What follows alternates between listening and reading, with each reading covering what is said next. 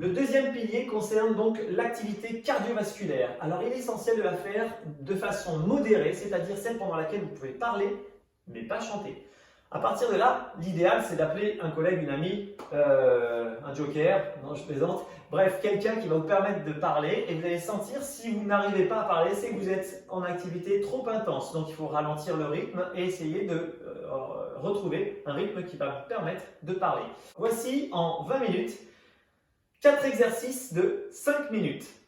Alors, le premier exercice concerne le taping, d'accord? Du taping, c'est simplement se mettre sur la pointe des pieds et, si vous le sentez, vous pouvez monter les genoux de façon à ce que ça active. Qu'est-ce qui est essentiel dans le cardio? Le cardio travaille le mollet. Le mollet est responsable de 30% du retour veineux. Il est essentiel de produire cette activité cardiovasculaire. Vous allez ainsi produire de l'endorphine. C'est le seul exercice qui va vous permettre de produire l'endorphine. C'est l'hormone anti-stress.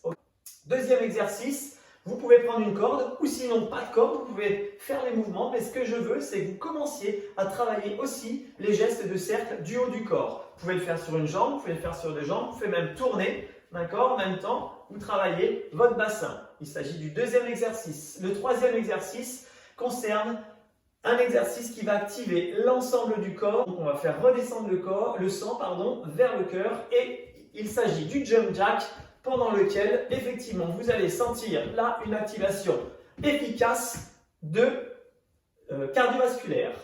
Enfin, le quatrième exercice est le squat jump. Donc, on rentre dans la difficulté, c'est-à-dire qu'ils sont crescendo. On commence par facile et on finit par difficile. Le squat jump, c'est vous descendez, pas la peine de descendre trop bas. Par contre, ce qui est essentiel, c'est que vos épaules descendent perpendiculaires au sol.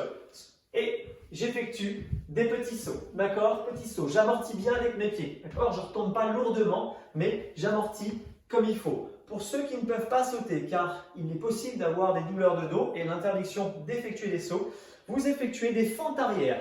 Venez vers l'arrière, équilibré, vers l'arrière et j'alterne. Je peux effectuer simplement hop, un petit pas chassé hop, pour pouvoir, sans sauter, alterner mes fentes et les rendre plus dynamiques.